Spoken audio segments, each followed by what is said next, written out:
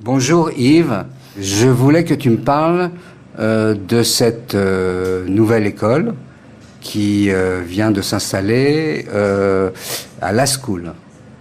Voilà, oui, c'est ça. En fait, on a développé une petite activité d'école d'abord à Nucréation avec André.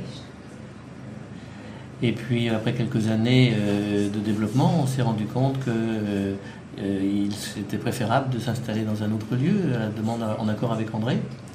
Et en fait, après avoir cherché et été aidé par plein de revenir pour trouver un endroit, ECAM nous a proposé de venir dans Last School, qui est une grande chance pour nous, et ça vraiment c'est un cadeau, quoi.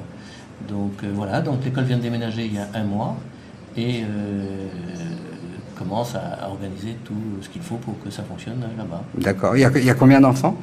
Actuellement, on a 80 enfants, donc on ne peut pas en accueillir plus pour l'instant, mais on va s'organiser pour revenir après, pour accueillir à peu près 120 enfants. D'accord. Ce sont des enfants de quel âge? Ce sont des petits, ils ont entre 2 ans et demi et 6 ans. Ce ne sont pas des Eurovilliens, hein. Non, ce sont des enfants tamouls en réalité, et ils ont entre 2 ans et demi et 6 ans, c'est-à-dire c'est le niveau jardin d'enfants. D'accord. Ok. Et toi, particulièrement dans la disposition autour de cette école, tu as un rôle particulier? Oui, j'ai un certain rôle dans la mesure où moi j'accompagne une petite association française qui trouve les financements. Oui.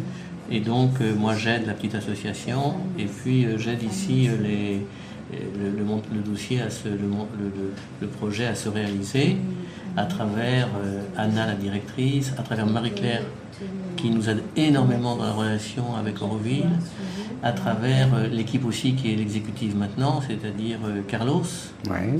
qui nous aide, Palani Oui. qui nous aide, Guinet qui nous aide, et puis également Marianne. Donc moi j'assure un peu la coordination de toutes ces aides et j'assure les financements, j'organise les financements à travers la D'accord. petite association France. Est-ce que tu peux, juste pour donner une connotation un peu plus personnelle, un peu, qu'est-ce qui t'a amené à soutenir un tel projet, à Auroville en particulier? Ah oui, alors en fait, moi, depuis pas mal d'années, un de mes rôles, c'est de monter des projets humanitaires en Inde, essentiellement sur l'éducation. Donc après en avoir fait plusieurs dans la région, d'ailleurs, les circonstances, en fait, je me suis retrouvé un jour à Auroville. Et Auroville, c'était une rencontre, une belle rencontre. Ça a été une ouverture pour moi à travers ce que je peux y vivre. Et j'ai rencontré André, j'ai travaillé avec André. Et puis peu à peu, ça a évolué vers le fait que ça s'autonomise.